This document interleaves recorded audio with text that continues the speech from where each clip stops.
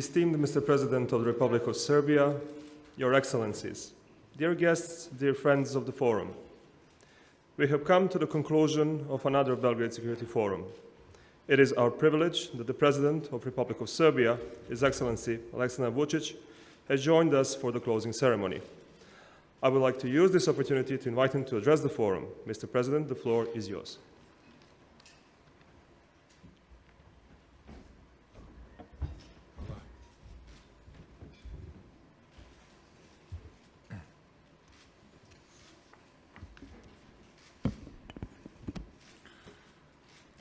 Ladies and gentlemen, distinguished guests, Your Excellencies, thank you for giving me the opportunity to address you at the closing of the Belgrade Security Forum. Ever since it has been founded, this forum has managed to become one of the leading conferences on foreign policy and regional security. This is neither mine nor credit of the government, but a success of the joint vision of the three non-governmental organizations, two Sonjas and Maya. Dear Sonjas and Maya, dear Mr. Crnobrnja, I want to cordially congratulate you on the immaculate organization of another successful forum. So far, you have organized more than 100 panel discussions, gathered almost 500 speakers from 55 countries in front of more than 3,000 participants in the past 6 years. I am certain that this year's Belgrade Security Forum has put additional light on contemporary security trends, improved understanding for the regional situation, and pointed towards development directions we need in reaching sustainable peace. Peace is both a prerequisite and result of the development process. This goes for the Balkans too, which has unfortunately been long known as a conflict, unstable and relatively technologically and economically underdeveloped region, and on top of all, region burdened with stereotypes. I would say something that I haven't prepared for this speech, and will speak about it openly, freely here before all of you.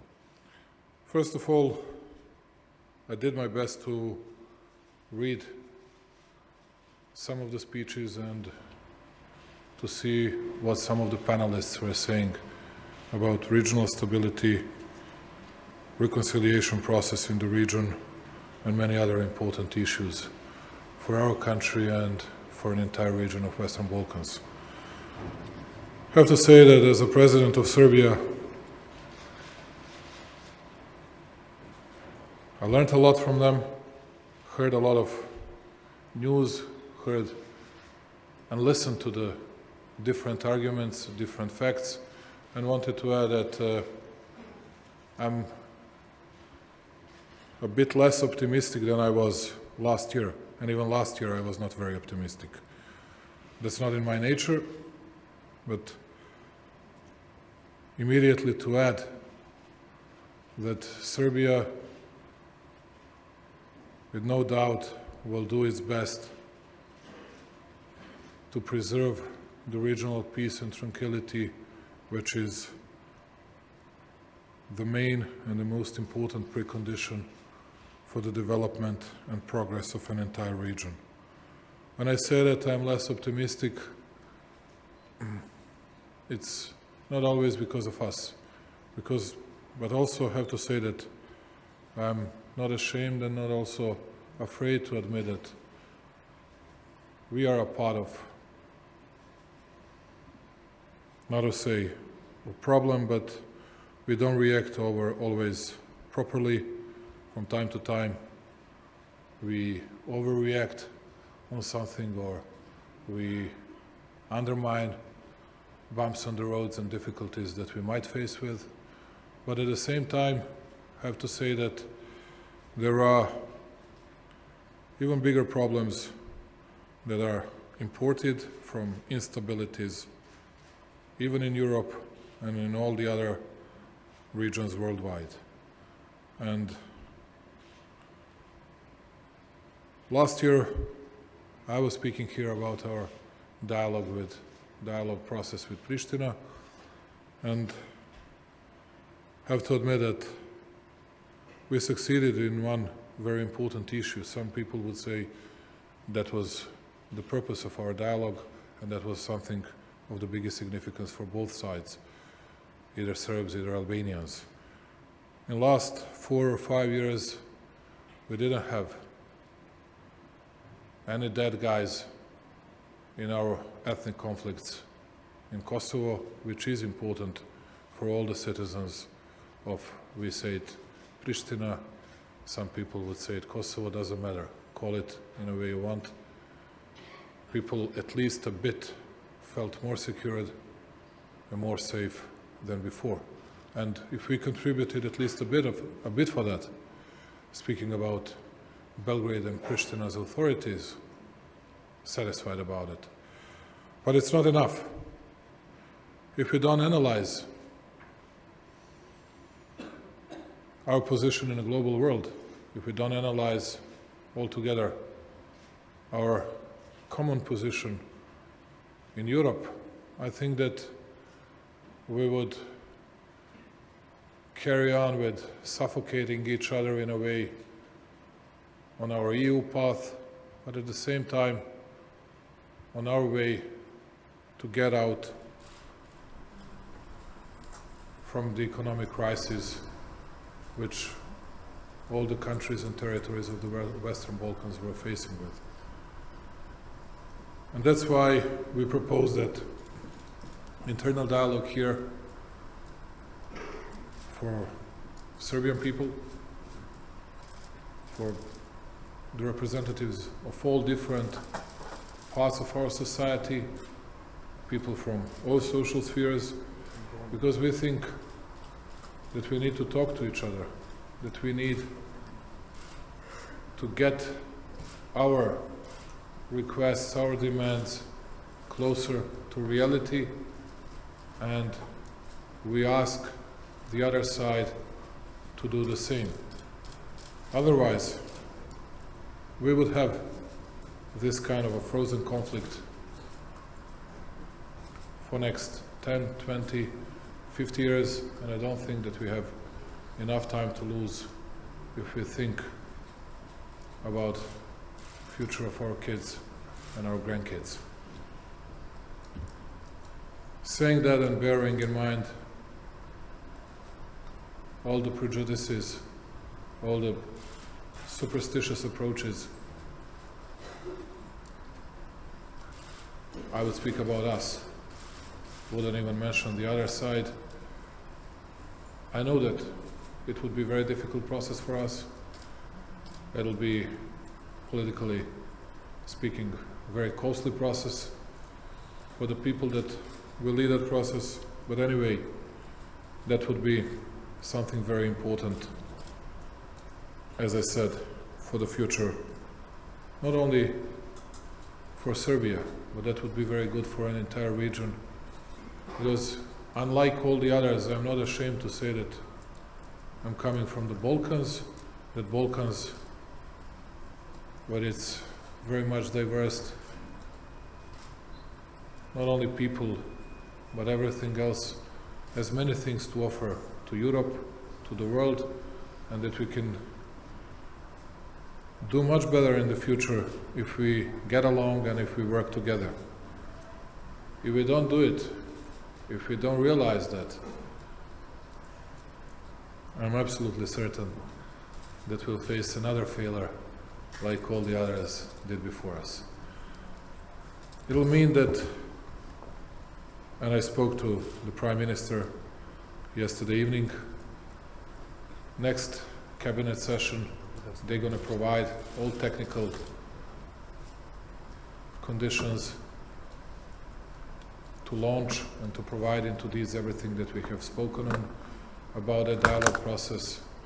They're going to organize that working group, which will, as I already said, provide an entire logistics to everything. And then we'll start with this. And we'll be patient enough to listen to everybody. And after that, I'm sure constructive, but doesn't matter.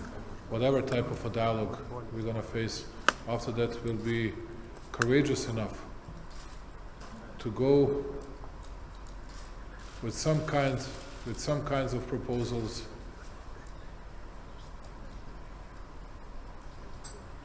to present to our people, before our people.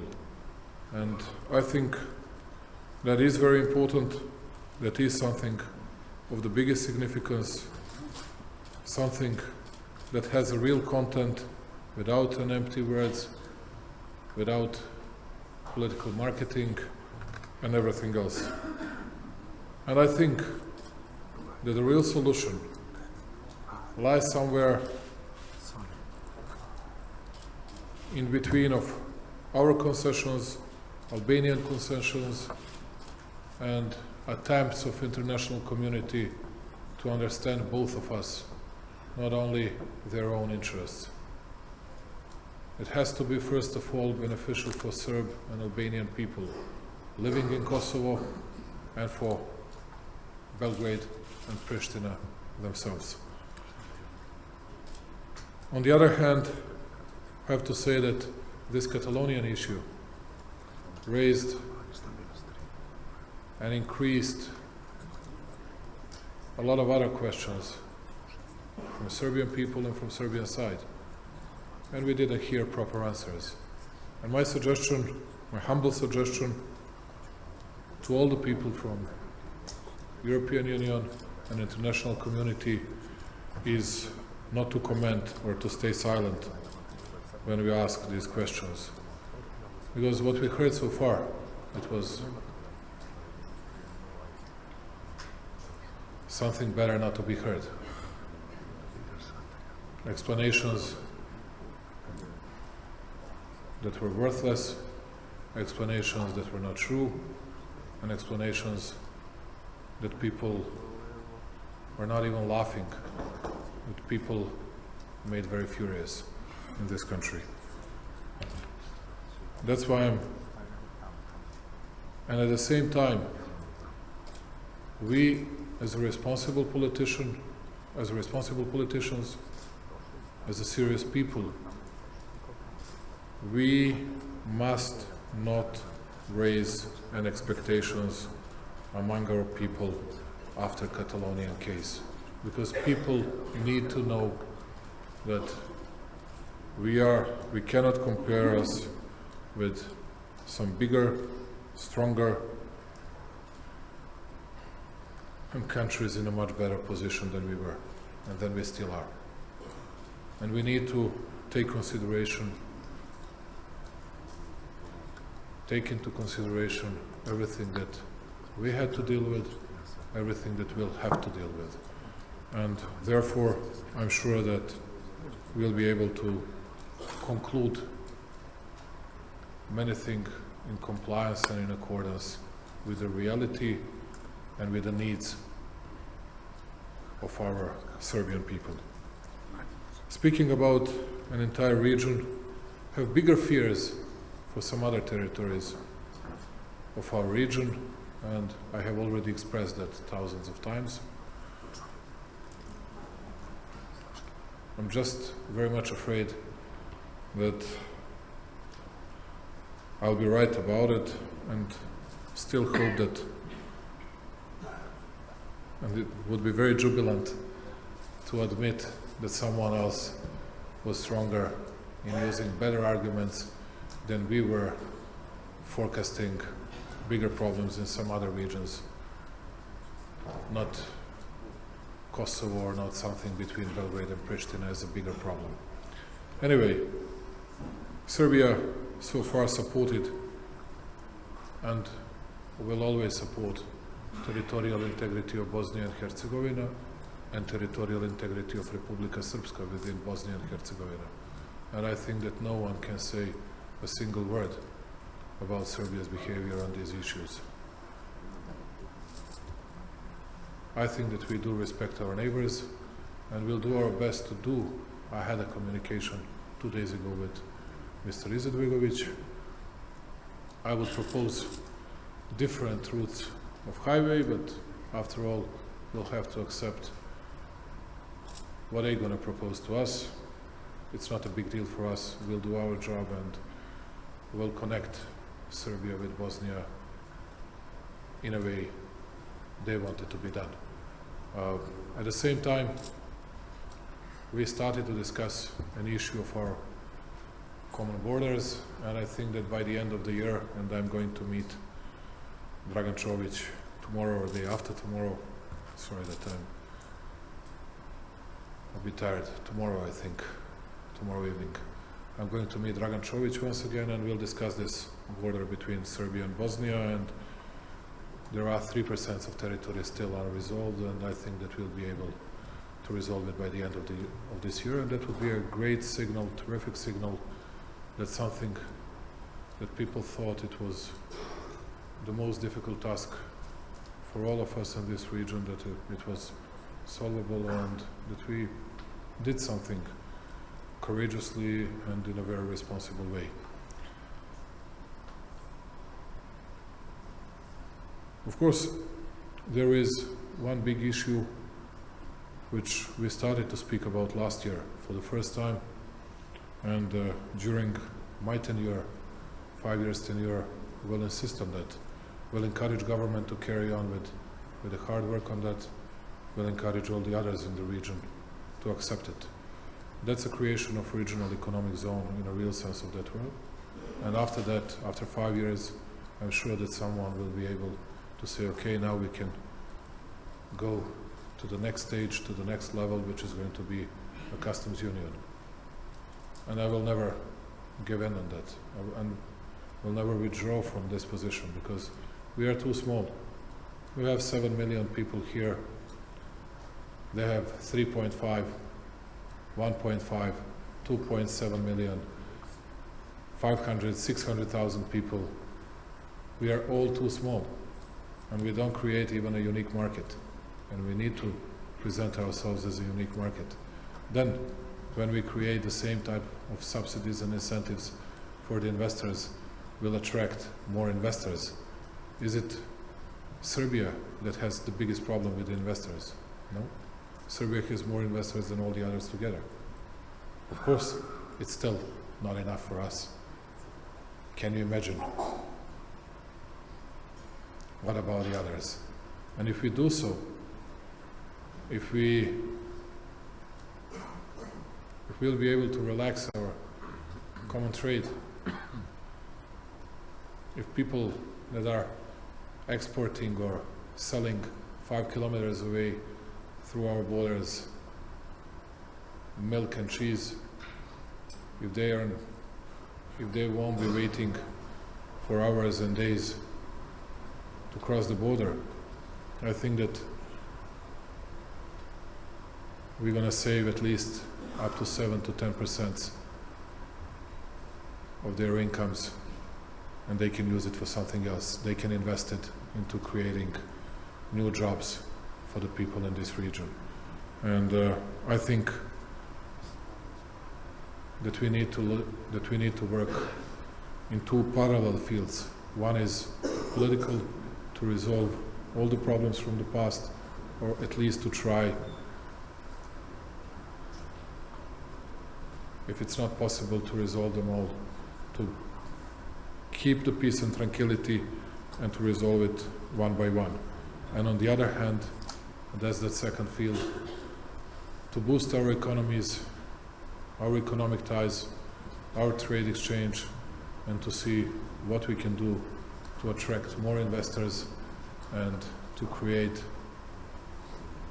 a better market for all the others that would like to sell their goods here in this region. And why I was saying that I'm not that optimistic as I was last year. I'm insisting on that because all sorts of instabilities that you are facing with in Europe, that we are facing all over the world, you can always see it in the easiest possible way, and first of all, and before anywhere else, you can see it in the Balkans. And we always take examples from the world which we think that we might use for our own purposes. But it's not an easy times, and with all your support, and was watching 15 minutes of your today's panel on Kosovo, although it was a difficult one. Even today, and Alex, don't be dissatisfied with this, I think it was very useful, and people were able to hear something new, although Marko took care of elections and everything else that was needed, the other people as well. But anyway, we opened the dialogue process, and I'm profoundly grateful to Sonia that was able to organize it. And thank you for helping Serbia, coming to Belgrade, participating in this forum. You do a great job for this country, because we do read everything, we do follow everything, we learn a lot from you, and we'll take best experiences and best arguments to use it for the Serbia's people benefits and for the better future of our country. Once again, thank you very much for allowing me to participate in this forum, to, let's say, make that kind of a final conclusion. But I'm sure that we'll carry on with a terrific work next year. If we can be helpful, we'll really like to be, and we'll always be at your disposal. And I'm begging all the others, distinguished participants, to take care of the region. Don't forget this region, because many things have already started here in the Balkans. I'm not sure that everything has finished so far. And we need you. We wish you a very strong presence here in the region. And from time to time, that's my another prayer, and I really beg you for that. Put yourself into Serbian people's shoes, and I'm absolutely certain that you will understand our needs from time to time. Not only, it would be a bit harsh from my side to be said, but anyway, we'll say it, not only to easily understand an interest of your own. Thank you very much, and thank you, Sonia. Thank you for everything you organize these days, and wish you good luck next year and in all upcoming years and decades. Thanks a lot once again.